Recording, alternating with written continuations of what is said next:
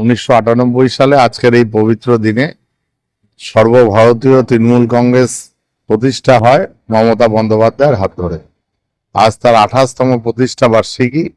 এই প্রতিষ্ঠা বার্ষিকীতে আমাদের এই মুহূর্তে মূল লক্ষ্য, এই নৈহাটি বিধানসভায় উপনির্বাচনেও আমরা প্রায় 50,000 ভোটে জয়লাভ করেছি। অর্থাৎ মানুষের মধ্যে আমাদের দায় এবং দায়িত্ব দুটো আরো বেড়ে গেছে। আমাদের এখন মূল লক্ষ্য 2026 সালের বিধানসভা নির্বাচনে মমতা বন্দ্যোপাধ্যায়কে চতুর্থবারের জন্য মুখ্যমন্ত্রী করা। এই চতুর্থবারের জন্য মুখ্যমন্ত্রী করার জন্য আজকের এই 1 জানুয়ারি দলের প্রতিষ্ঠা বার্ষিকীতে আমরা শপথ নিচ্ছি যে পশ্চিম বাংলায় এর আগে যেমন 219 জন বিধায়ক ছিল, পরবর্তীকালে ওটা বেড়ে 227 হয়েছে। 250-র বেশি বিধায়ক নিয়ে মমতা বন্দ্যোপাধ্যায় পশ্চিমবাংলায় চতুর্থবারের মুখ্যমন্ত্রী হবে। যেভাবে